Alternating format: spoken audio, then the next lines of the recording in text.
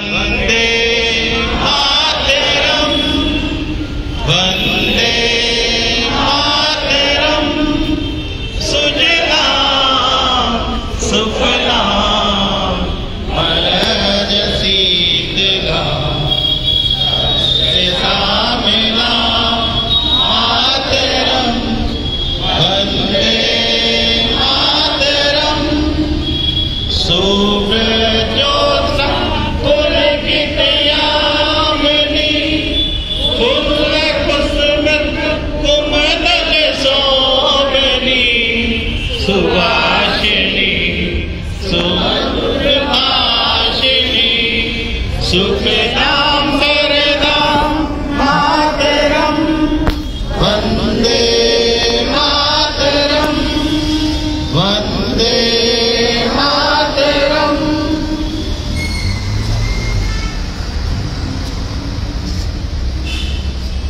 सलामियां दो।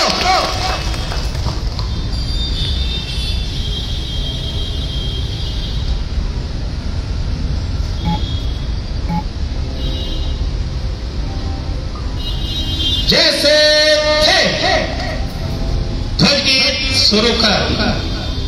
विजयी विश्व तिरंगा प्यारा, झंडा ऊंचा रहे हमारा। विजयी विश्व तिरंगा प्यारा, झंडा ऊंचा रहे हमारा। सत्य अपनाने वाला, प्रेम सुधा बरसाने वाला, वीरों को हर्षाने वाला, मातृभूमि का तन मन सारा, झंडा ऊंचा रहे हमारा, झंडा ऊंचा रहे हमारा।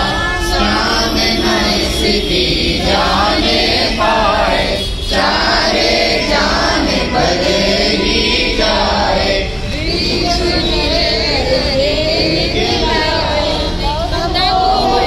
परिपूर्ण हमारा, झंडा ऊंचा तिरंगा प्यारा, झंडा ऊंचा रहे हमारा। अब हमारे मुख्य अतिथि परम सम्मानित पूर्व मुख्यमंत्री हरीश रावत जी आपको संबोधित करेंगे। स्पोर्ट मिश्रा।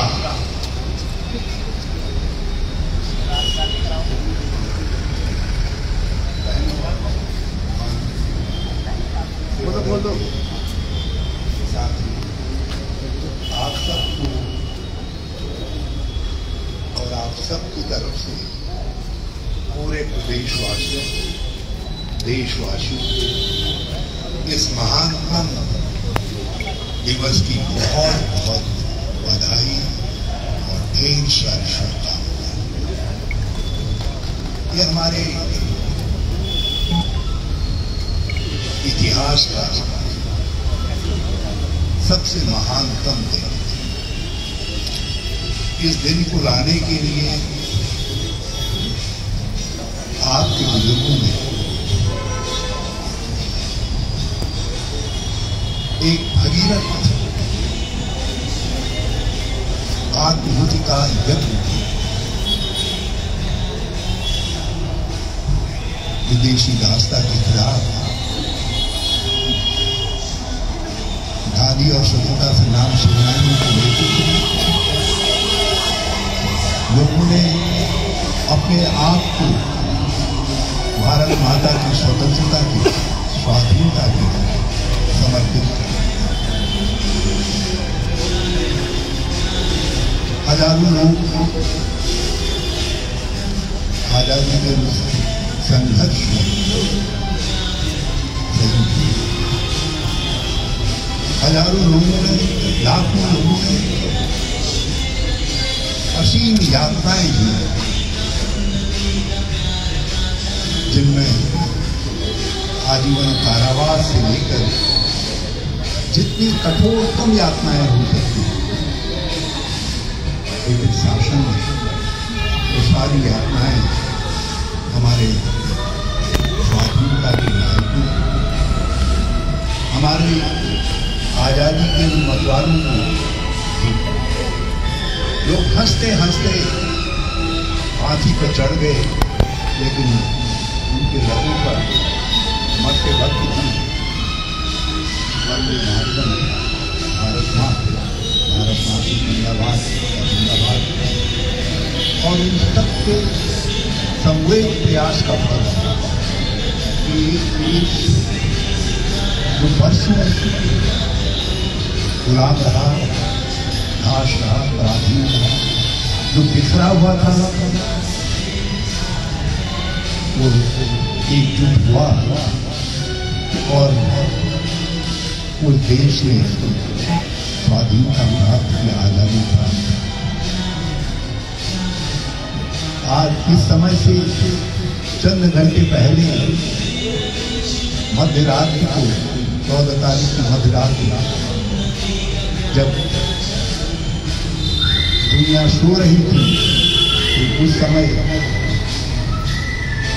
हमारी आज़ादी के एक नायक पंडित जवाहरलाल नेहरू ने कहा कि आज जब दुनिया सो रही है तो भारत जागा, और वो भारत जगा और आगे बढ़ा, और आज हम अपनी आज़ादी के अमृतकाल को सेलिब्रेट कर रहे हैं। हमने एक लंबा फासला तय किया। उस लंबे फासले के इतिहास में वो दिन सबसे महत्वपूर्ण था जब हमने अपने को गणतंत्र घोषित किया। जब देश के उस समय के प्रधानमंत्री ने संसद के पटल पर खड़े होकर के कहा कि हम एक संसदीय लोकतंत्र बनेंगे हैं और हम एक बहुदलीय प्रणाली को अपनाएंगे और एक संविधान, जो संविधान स्वाधीनता की भावना से बना था, उसने वो संविधान जिसने कहा कि हम प्रजातंत्र लोकतंत्र को अक्षुण्ण रखें, जिसने समता और सामाजिक न्याय के आधार पर अपने को खड़ा करने का संकल्प, हमने उस संविधान को अपनाया जिस संविधान ने देश के प्रत्येक नागरिक, महिला पुरुष, गरीब अमीर, सबको बराबर का दर्जा देने का एक वोट का अधिकार दिया, और इस वोट के अधिकार में इस देश के करोड़ों करोड़ों भाई बहनों को वो अधिकारिता दी जिस अधिकारिता की कल्पना हमारे स्वतंत्रता संग्राम सेनानियों ने की, और उसी का परिणाम है कि हमारा देश का प्रजातंत्र, हमारा लोकतंत्र दिन प्रतिदिन शक्तिशाली होता है। सरकारें आई, हर सरकार ने इस देश की बुनियाद को मजबूत करने का, और हम कांग्रेस की सिपाहियों को इस बात का सौभाग्य है कि हमने न केवल एक व्यवस्था मूलक भारत की बुनियाद डाली, बल्कि हमने एक आर्थिक समानता पर आधारित ऐसे देश की अर्थव्यवस्था को खड़ा करने का काम किया जिसमें आधुनिकता का भी समावेश है, टेक्नोलॉजी का भी समावेश है। आप कल्पना कर सकते हैं कि जिस देश के अंदर सुई नहीं बनती है, जिस देश के अंदर शिक्षा का प्रतिशत 10% के आसपास भी नहीं था, उस देश में उस समय कल्पना की और कहा कि हम अंतरिक्ष में जाएंगे, और उसके लिए अंतरिक्ष आयोग की स्थापना करने का काम किया, परमाणु आयोग की स्थापना करने का काम किया,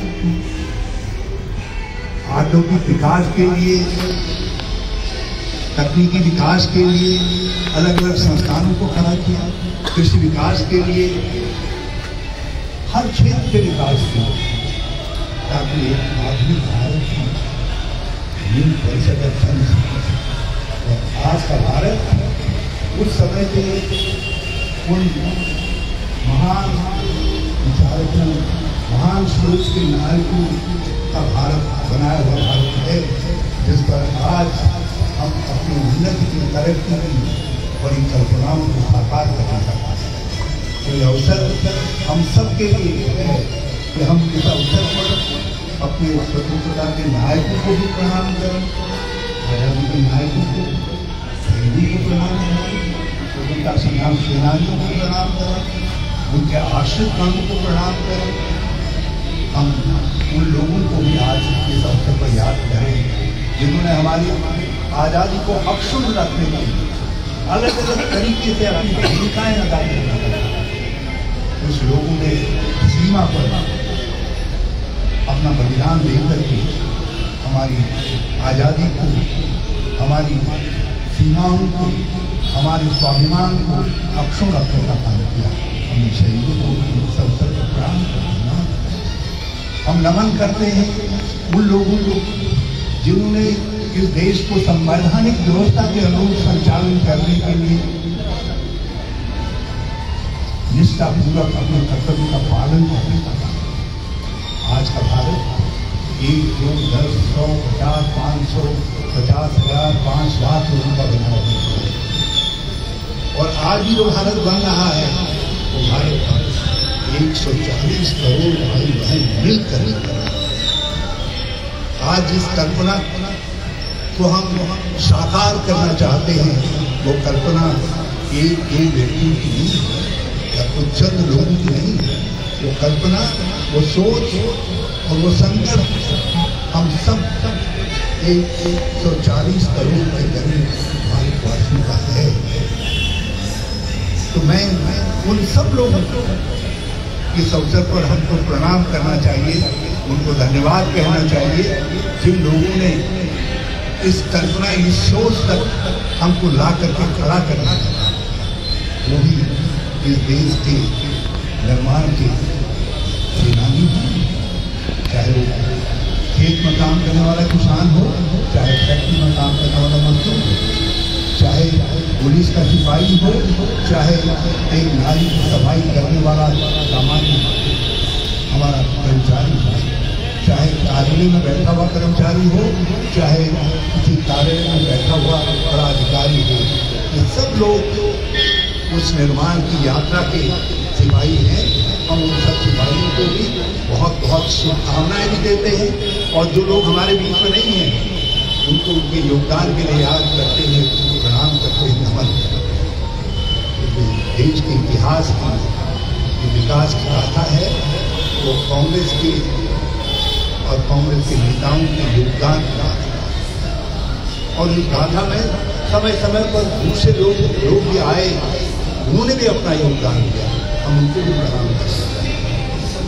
हमने हमारे राष्ट्र के जीवन में कई चुनौतीपूर्ण क्षण आए, लेकिन हर चुनौतीपूर्ण क्षण से भारत और मजबूत होकर के उठा। 1962 में सीमा का संकट आया तो 1965 में हमने आक्रांता को पराजित करके उनकी सेनाओं के मंसूबे को ध्वस्त कर दिया। 1971 में दुनिया के इतिहास में एक नई संरचना बनाने का काम किया, जिसको हम बांग्लादेश के उद्भव के रूप में कहते हैं। किसी दुनिया के अंदर किसी देश को ये गौरव प्राप्त नहीं हुआ जो भारत को गौरव प्राप्त हुआ। उसमें कहीं कहीं आपकी सोच के जो आपके पूर्वज थे, आपके बड़े थे, अग्रज थे, उनका योगदान था। वहाँ से लेकर के कारगिल तक, वहाँ से लेकर के जितनी भी, चाहे कहीं किसी तरीके की सीमा पर जब भी खतरा आया, हमारे सैनिकों ने उसका बहादुरी के साथ मुकाबला करने का काम किया। उसमें जिन लोगों का भी योगदान है, जिन्होंने नेतृत्व प्रदान करने का काम किया, उन सब लोगों को भी यह अवसर याद किया। हम उत्तराखंड वासियों के लिए हम एक अलग राज्य के रूप में अस्तित्व में आए, ये एक लंबे संघर्ष का परिणाम। हमारे कई बहन भाई बलिदान, उनका बलिदान हुआ। उन्होंने हमको राज्य के रूप में गौरवान्वित करने के लिए अपना बलिदान दिया, अपनी प्राण का उत्सर्ग किया। हजारों भाई बहनों ने कई प्रकार की यातनाएं झेलने का काम किया। मैं उनको भी प्रणाम करते हैं, नमन करते हैं। और इस अवसर पर जिन लोगों ने इस राज्य के बनाने की कल्पना की, उसके लिए संघर्ष करने का काम किया, उनसे कहना चाहते हैं कि कांग्रेस हम सब उस भावना को अक्षुण्ण बनाए रखेंगे और उस भावना का उत्तराखंड बनाएंगे जिस भावना का देश बनाने की कल्पना नेहरू ने की थी और उनके बाद आने वालों ने उस भावना को मजबूत करने का काम किया। हम इस भावना का उत्तराखंड बनाया, जिस भावना से उत्तराखंड का निर्माण हुआ, उस भावना को उत्तराखंड के निर्माण के लिए निरंतर यत्नशील रहेंगे। हम इस अवसर पर अपने उन भाइयों को नहीं भूल सकते जिन भाई आज भी एक स्वस्थ जीवन की कल्पना मात्र इस देश के अंदर यदि एक तरफ हम एक बड़ी अर्थव्यवस्था के रूप में विकसित हो रहे हैं तो दूसरी तरफ 50 करोड़ के लगभग भाई बहन हैं जो गरीबी की रेखा के नीचे हैं। कांग्रेस का दिल उन गरीबों के लिए, उन अभावग्रस्त लोगों के लिए, उन संघर्षरत लोगों के लिए धड़कता है। आज भी महिलाएं जगह जगह अत्याचार का शिकार। जब हम अंकिता को याद करते हैं तो हम महिलाओं के ऊपर हो रहे अत्याचार के प्रतिकार का संकल्प लेते हैं। वो प्रतीक है, लेकिन महिलाओं पर जो अत्याचार हो रहा है उस अत्याचार के खात्मे के लिए भी हम सबको संकल्पबद्ध होना है। हमारा तिरंगा इस बात की अपेक्षा करता है कि दुनिया के अंदर हम पहले देश बने जिसने अपनी स्वाधीनता के साथ महिला और पुरुष को बराबर का अधिकार दिया, गरीब और अमीर को भी बराबर का अधिकार दिया। इसलिए हम न केवल सर्वत्र नारी पूजनते वाले देश केवल भावनात्मक रूप से नहीं है बल्कि कर्म के रूप में भी है। इसलिए यदि कहीं पर महिलाओं पर अत्याचार होता है तो हमारे ऊपर एक कलंक है। हम उस तरीके के अत्याचार के खिलाफ भी निरंतर लड़ेंगे, निरंतर प्रयास करेंगे। गरीबों पर अत्याचार हमारे संविधान की मूल अवधारणा सामाजिक न्याय पर आधारित, समता पर आधारित। जब किसी के ऊपर वर्ग के आधार पर, जाति के आधार पर उसको द्वेष झेलना पड़ता है, अत्याचार झेलना पड़ता है, तो हमारे संविधान की आत्मा उस समय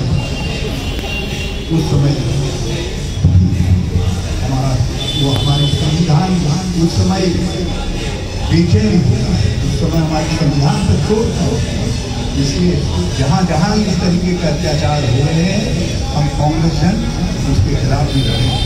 मैं अपनी देवदल के साथियों को बहुत बधाई देना चाहता हूँ। मेरे पार्टी की तरफ से इस उत्साह महोत्सव पर शानदार झंडारोहण कराया, इसके लिए बहुत बहुत बधाई की बात है।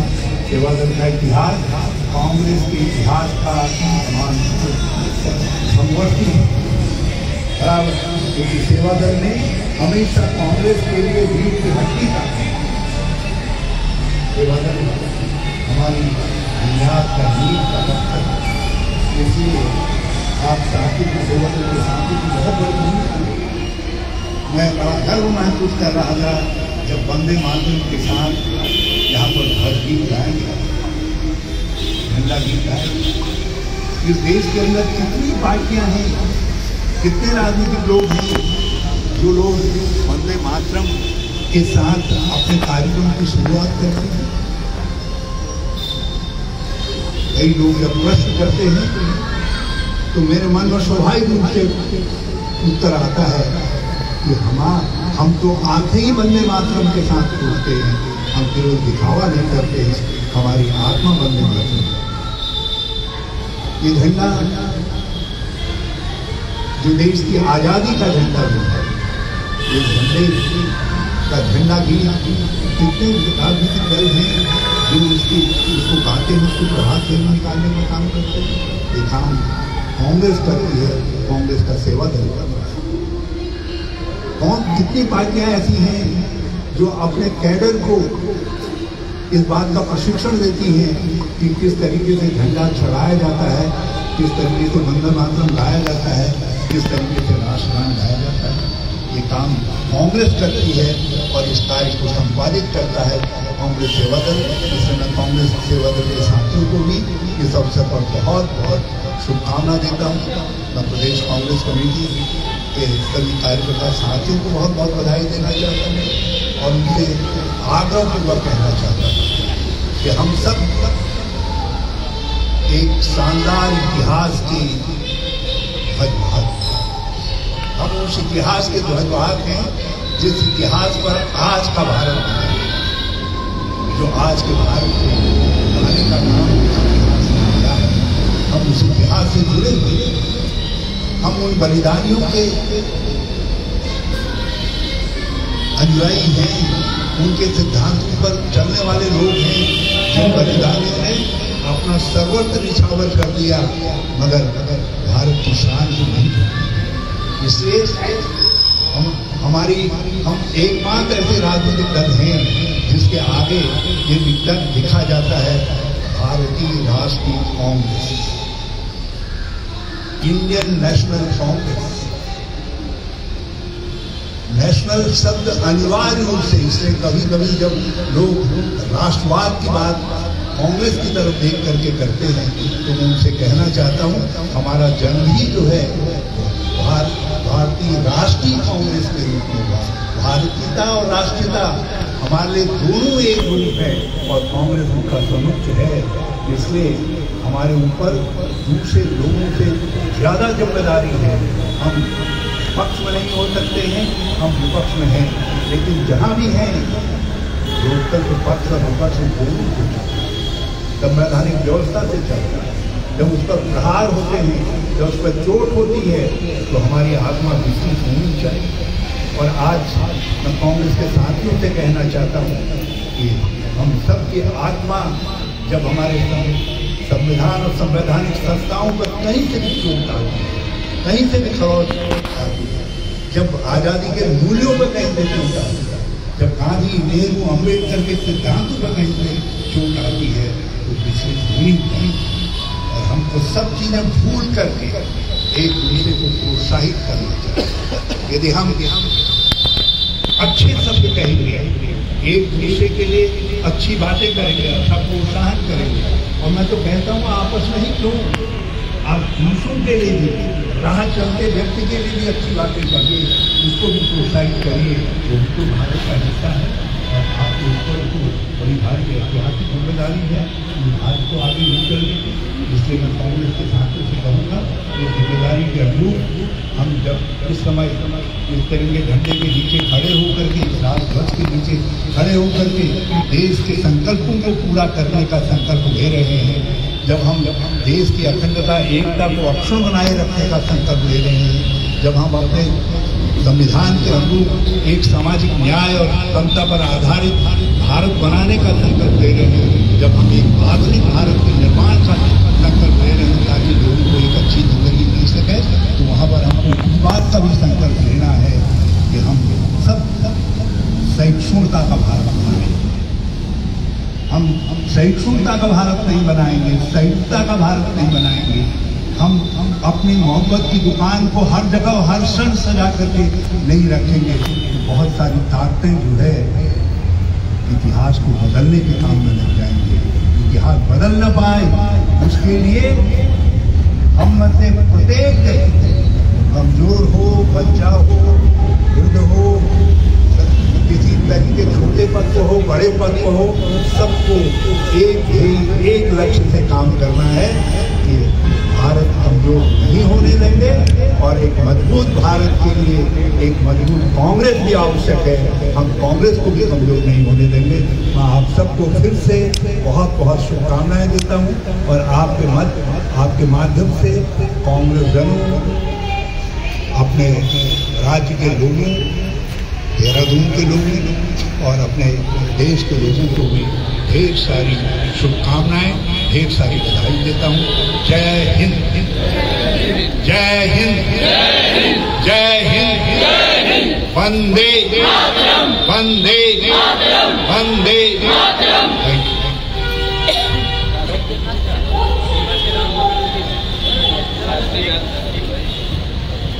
इसको